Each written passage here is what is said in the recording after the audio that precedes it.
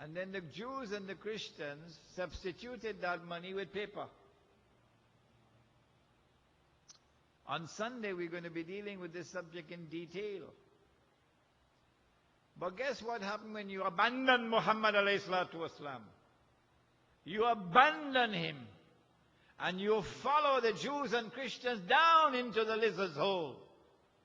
And you start using the paper. And you, of course, you're singing Qasida down in the lizard's hole as well. Ya Nabi Salam Alayka, down in the lizard's hole.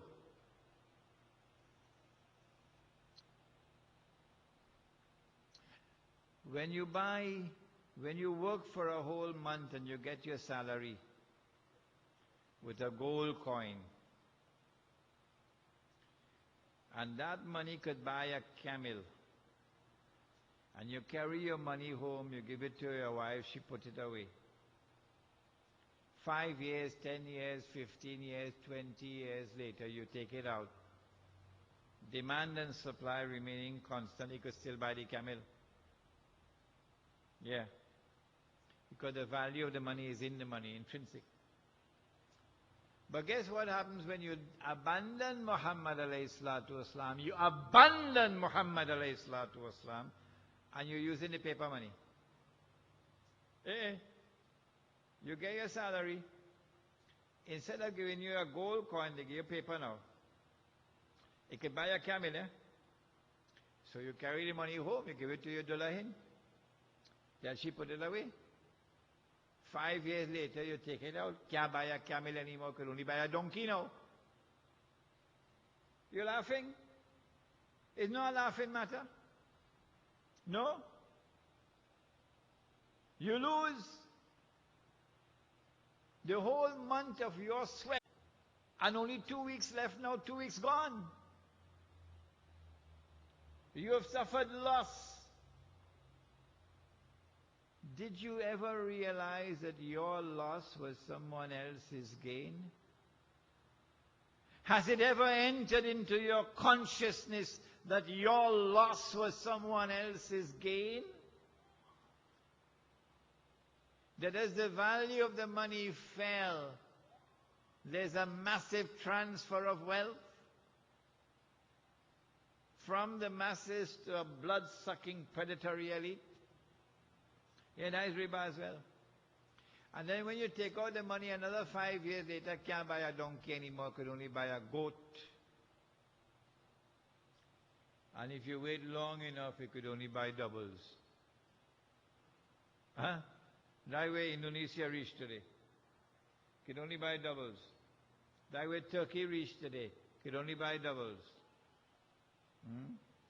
This is our pathetic state. We have abandoned the Prophet ﷺ, abandoned his sunnah on these very crucial, vital issues of shirk and riba. What can we do? How can we stay out of shirk? How can we stay out of riba? I don't know about you, but I know about myself that I do not recognize the sovereignty of the state of Trinidad and Tobago. You can put me in jail for that. Go ahead, I do it. And me going and voting no elections for no PNM or no UNC. That's how I will do it. And I'm not pledging allegiance to the constitution of this state. No.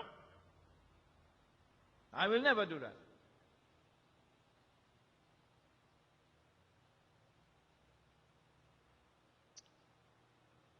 Of course, like everybody else, I'll just use the word Monday and Tuesday and January and February.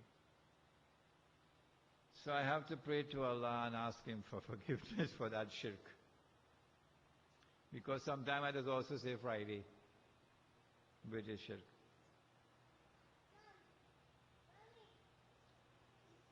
How can we stay away from riba? How can we bring back sunnah money? You can't do it in the market today. You're going to have to build a Muslim village. And in the Muslim village, you will have the Muslim market. And in the Muslim market, yes, you can try to bring back sunnah money. And when I stand up in this country to offer the project of a Muslim village, I am viciously attacked, maliciously attacked, monstrously attacked by the president of the Azhar. Awesomely misguided man, awesomely misguided Jamaat. But he who laughs last, laughs best. If this is our pathetic state on the front of shirk and of riba, what about the rest of the sunnah of the Prophet ﷺ? We're talking about Muhammed ﷺ and the world today. Nabi Muhammad ﷺ was sitting in his home when his sister-in-law came in, his wife's sister. Aisha radiallahu ta'ala anha had an elder sister named Asma. So she came in and she was wearing clothing which was a bit transparent. So when the Messenger of Allah saw her, he turned his face away. And he said to her, Asma, when a girl reaches the age of puberty, so now she has a monthly cycle, nothing must be seen of her body except this. And he pointed to the face, and this, and he pointed to the hands. And so a woman is supposed to be covered. We use the word hijab to describe that covering, hijab. But actually hijab means a curtain, that no one can speak to Allah except min wara'il hijab.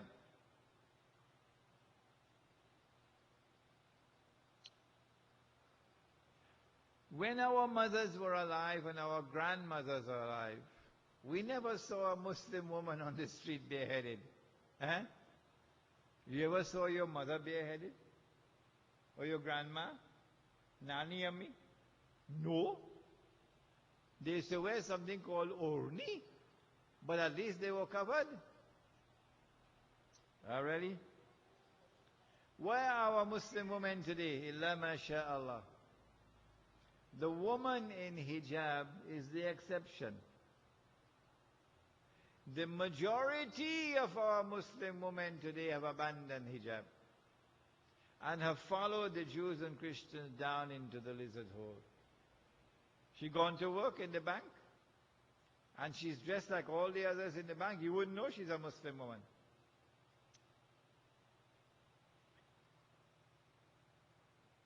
This abandonment of the Sunnah has taken place before our eyes.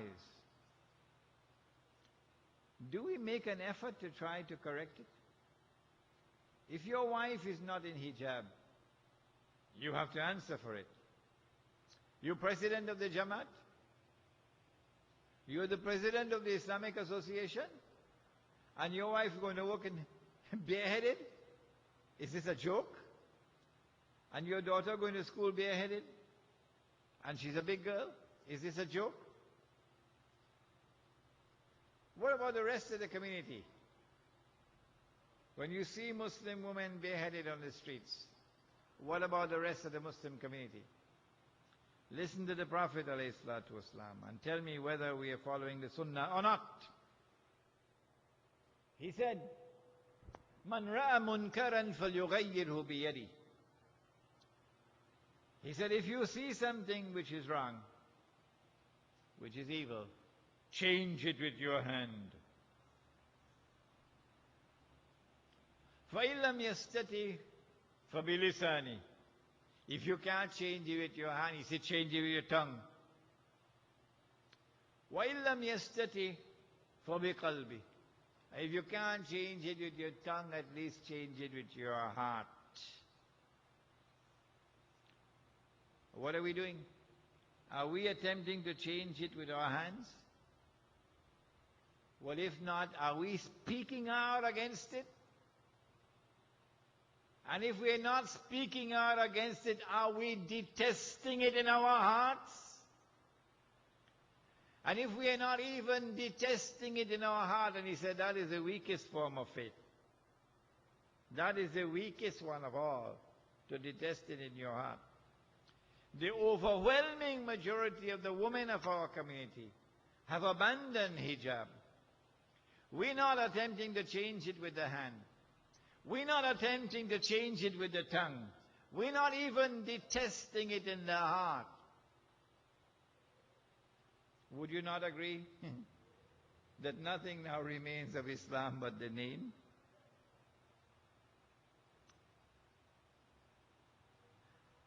Allah has permitted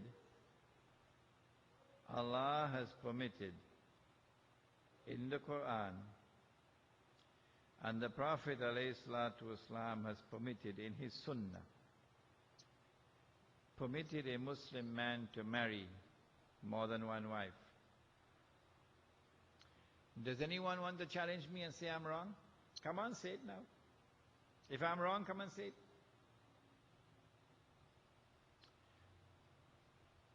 He says in the Quran, وَإِنْ خِفْتُمْ أَلَّا تَعْدِلُوا فَوَاحِدَةً. If you fear that you will not be able to deal justly with your wives, then marry only one. But if you can deal with them justly, and if you have the means to maintain, then Allah has given you permission to marry up to 4. This is in the Quran. When I was a boy growing up, they taught me what is the definition of Islam in the CMYO. They said that the definition of Islam is submission to Allah. That is Islam. Submission to Allah. Well, submission to Allah means submission to the word of Allah, isn't it? Which means submission to the word of Allah in the Quran, isn't it? Yes.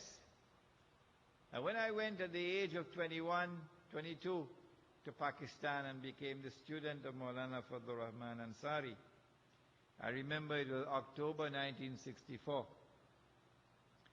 And we sat down for the first class with the Maulana. I think we may have been about a dozen students from about 6 different countries. And Maulana is teaching us the first class delivered in Aleemiyah Institute of Islamic Studies. What is the lesson that he taught us? That lesson is before my eyes today as plain as the rain. He said, and of course it shocked me. It took some time for me to accept it. He said, when you know that it is the word of Allah, then whether you understand it or you don't, whether you're comfortable with it or you are not, when you know it is the word of Allah, submit to it. Understanding could come afterwards. You could come comfortable with it afterwards. But once you know it is the word of Allah, submit to it. If you don't submit, you're not a Muslim. Today, 999 out of every 1,000 women says, no, I can't accept that. Not my husband. Me, I'm prepared to share my husband with no other woman.